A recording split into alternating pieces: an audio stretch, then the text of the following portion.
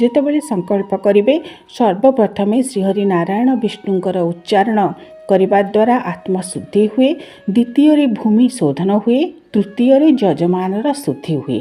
ସେଥିପାଇଁ କୁହାଯାଇଛି ପ୍ରଥମେ ଚ ଆତ୍ମନଃ ଶୁଦ୍ଧି, ଦ୍ୱିତୀये ଭୂମି ଶୋଧନମ୍, ତୃତୀये ଯଜମାନସ୍ୟ ବିଷ୍ଣୁତ୍ରୟ ମୁଦାହୁତମ୍। ପ୍ରାତଃ କାଳରେ ସ୍ନାନ ଶୌଚାଦି କର୍ମ ସାରି ପୂଜା କାର୍ଯ୍ୟ ଆରମ୍ଭ କରିବା ପୂର୍ବରୁ ସଂକଳ୍ପ କରିବାକୁ ପଡ଼େ। ସେଥିପାଇଁ ସର୍ବତୀର୍ଥଙ୍କୁ ଆବାହନ କରାଯାଏ। ଓଁ ଗଙ୍ଗେ ଚ ଯମୁନେଶ୍ଚୈବ ଗୋଦାବରୀ ସରସ୍ୱତୀ ନର୍ମଦେ ସିନ୍ଧୁ କାବେରୀ ଜଳେସ୍ମିନ୍ ସନ୍ନିଧିଂ କୁରୁ। କୁରୁକ୍ଷେତ୍ର ଗଙ୍ଗା ଗୟା ପ୍ରଭାସ ପୁଷ୍କରାଣୀ ଚ ଏତାନି ପୁଣ୍ୟତୀର୍ଥାନି ଶ୍ରୀ ପୂଜା ସଂକଳ୍ପ କାଳେ ଭବନ୍ତିହ। ଏଠାରେ ଯେଉଁ ପୂଜା ଶବ୍ଦ ମୁଁ କହିଲି ତା ପୂର୍ବରୁ ଯେଉଁ ଦେବତା ବା ଦେବୀଙ୍କର ପୂଜା କରିବେ ତାଙ୍କର ନାମକୁ ଉଲ୍ଲେଖ କରିବେ। ଓଁ ତଥିର୍ ବିଷ୍ଣୁ ଯଦା ବାହାରେ ନକ୍ଷତ୍ରଂ ଚନ୍ଦ୍ରମେବ